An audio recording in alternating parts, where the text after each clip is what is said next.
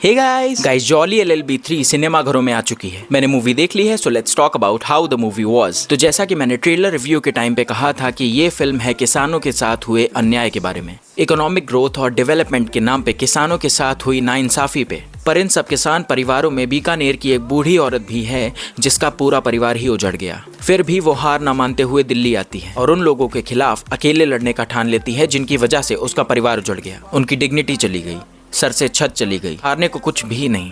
तो डर कैसा? वो दिल्ली में एक एनजीओ को अप्रोच करती हैं और वहां उनको मिलता है संध्या यानी अमृता राव का साथ। वो उस एनजीओ के लिए काम करती हैं और वो चाहती हैं कि ये केस उनके हस्बैंड जॉली यानी अरशद वारसी लड़े। पर प्रॉब्लम ये है कि दिल्ली की जिस कोर्ट में जॉली प्रैक्टिस कर रहे हैं उसी कोर्ट में एक और वकील है और उसका नाम भी जॉली है, और वो है जॉली नंबर 2 अक्षय कुमार। और ये नाम का कंफ्यूजन सिर्फ कोर्ट में ही नहीं बल्कि जो क्लाइंट्स जॉली से मिलने आते हैं दूसरे जॉली के पास चले जाते हैं, और इस चक्कर में दोनों के बीच होती है बहस, नोकझोंक और बात हाथापाई तक आ जाती है। और इससे भी बड़ी प्रॉब्लम ये होती है कि वो बूढ़ी औरत भी दूसरों की तरह कंफ्यूज होके दूसरे जॉली के पास चली जाती है अपने केस के लिए। तो ये सब कंफ्यूजन चलता रहता है और कहानी में आता है एक ऐसा ट्विस्ट जिसकी वजह से ये दोनों जॉली एक दूसरे के आमने सामने खड़े हो जाते हैं। तो सवाल ये उठता है कि अब उस बूढ़ी औरत का केस लड़ेगा कौन, जॉली 1 या जॉली 2? इन दोनों में से कौन दिखाएगा इतने पावरफुल लोगों से सीधा लड़ने की हिम्मत, और क्या उस बूढ़ी औरत को इंसाफ मिलेगा? यही है इस मूवी का ओवरऑल प्लॉट। गाइस, मूवी की बात करें तो जो एक्चुअल मुद्दा था वो लास्ट के सिर्फ 40 मिनट में दिखाया गया है। बाकी पूरी मूवी में कॉमेडी और थोड़ा ड्रामा ही चला है।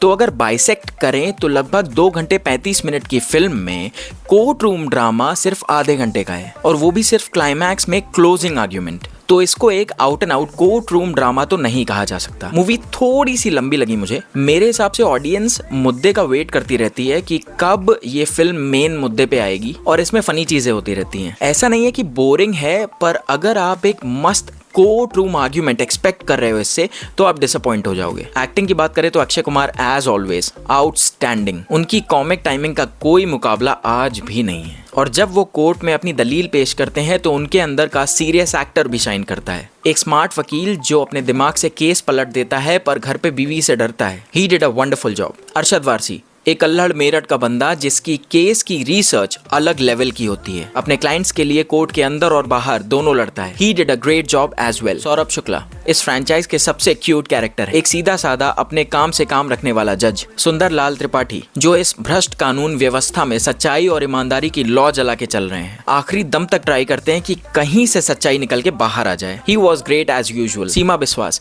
ये वही बूढ़ी औरत है जिनके लिए ये केस लड़ा जाता है। इनके ज्यादा डायलॉग नहीं है, पर एक अच्छी एक्ट्रेस अपने एक्सप्रेशन से ही काम कर देती है। इनकी वो मदद मांगती वल्नरेबल आंखें, जैसे कि इन आंखों ने अपने सामने बहुत कुछ होते देखा है। और मूवी खत्म होने से पहले इनका एक सीन है जिसमें ये सिर्फ रो रही हैं। मतलब वो सीन ऐसा है कि सिर्फ उनकी आवाज में वो दर्द सुन के आपको रोना आ जाएगा। इनका काम भी मुझे बहुत अच्छा लगा। गजराज राव ये एक बहुत बड़े इंडस्ट्रियलिस्ट की भूमिका निभा रहे हैं जिनके डेवलपमेंट प्रोजेक्ट की वजह से ये सब बखेड़ा खड़ा हुआ। ऑनेस्टली मुझे इनकी एक्टिंग यूजुअली बहुत पसंद है, लेकिन इनकी जो पर्सनैलिटी है उस पे एक बिजनेस टाइकून का रोल सूट नहीं करता। He doesn't have that aura.